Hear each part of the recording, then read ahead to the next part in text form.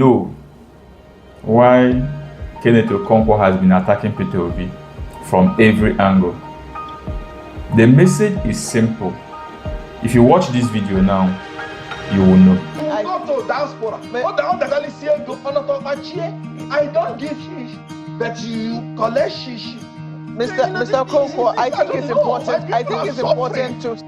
So the problem is that Peter Obi did not give him shishi. The problem has been Peter Obi not giving shishi. Not that Peter Obi is corrupt, not that Peter Obi lacks capacity to lead the country. That's not the problem. But the problem for Kenneth Okonkwo is that Peter Obi refused to give him money. The problem is that Peter Obi, in the submission of Kenneth Okonkwo, collected shishi from diaspora and refused to give shishi. Has seen somebody who is giving shishi and he has pitched his tent.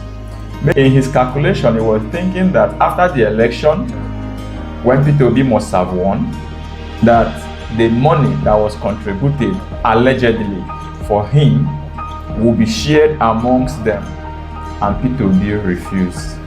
Now we know what happened. Uncle Kenneth, you go there alright, last, you'll be alright. Let me make it clear that the opposition is working well and doing well.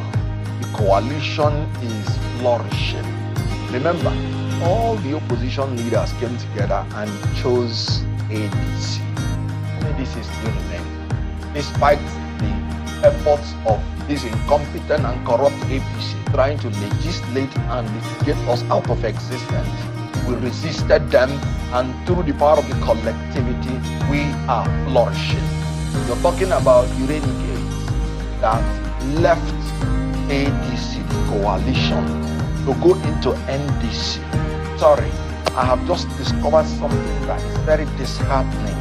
It is not just that they are going to, that anybody who is voting for NDC or Peter Obi is voting for Tinubu. Anybody who is voting for NDC and Peter Obi is voting for criminality. And I will prove it with facts. I will call names.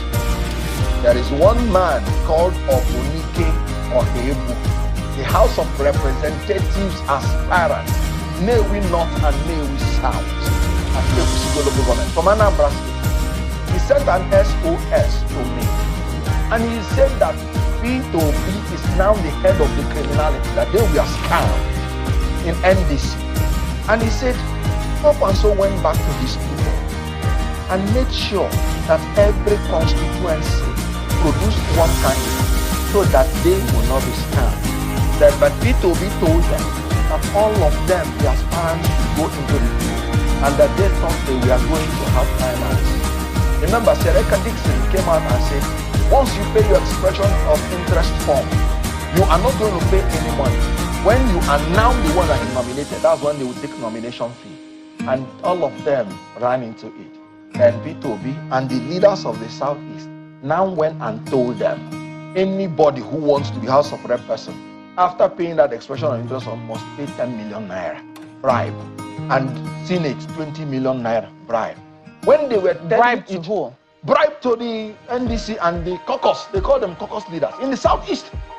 This was what he wrote it and sent to me, and sent me the receipt, because they told him he needed money to campaign for his presidency. Now, when they now paid, they were told individually. So they thought they were now the chosen candidate, that maybe that is the nomination fee. When all of them paid, they discovered they were many. Then we are now told to go into the field for direct primary. And when they now went into the field, they thought that there was going to be genuine primary. And as they were in that field, killing themselves, Peter Obi was in John Wood Hotel. He mentioned the hotel, writing the list of candidates. And after that, they submitted. You know what he said? He said, I am not disappointed that I lost the ticket. I am rather disappointed that I invested my time, resources, and reputation in a process that is becoming increasingly opaque and inconsistent with the democratic principles it proclaimed. And this is another man from Enugu State, a highly political person sent to me. And you know what he said? He said, I have a direct taste of the fraud called Peter Obi recently in NDC. But we must put that, yes. NDC has become a national dialogue for criminality. No, but just a moment. Discussion of criminals. Mr. Okonkwo, you do acknowledge that was the testimony of one person, and it's an allegation. No, you haven't investigated that to be able to say you did your own investigation and you found it to be true. But you know what Aisha said? She said they did not even give me, I'm not talking about level playing ground, they did not give me ground at all. She said it on TV. I'm talking about corroboration. A lot of them have said it. And you know why I'm annoyed? He said I didn't investigate. I am the leader of APC. The same people with thoughts that they will not extort the aspirants. They are the people that went to NDC and they started extorting the aspirants. NDC has come out with a statement trying to distance themselves from what's happening in the Southeast. And they said it is the caucus leaders in the Southeast that are responsible. Peter Obi from Anambra State, Obosleze-Nwodo from Enugu State, Ugochukwu Onyema from Abia State, Atiku Uzemma from Imo State, and what else is the menu? Yeah, but don't you think that is? I mean, I'm not trying to 5 states in the South exonerate anyone. We want to bring new leadership in the Southeast because of leaders like this. That's why Southeast has been coming last in Nigerian politics. Southeast people are marginalized in the federal government. We fight to eat, and after that, some of our leaders are calling us and scamming us. I told them that people is going to scam them. Yeah, but that is a political conman. Look at what is happening. I'm saying that again, you will not know diaspora. What the hell that is here to all about Nigeria? I know this. Collections. Mr. Okonkwo, I think it's important to still quote that this is an allegation. That is what it is, an allegation that must be taken. And then some people will also say that isn't this more in the nature of how we play politics?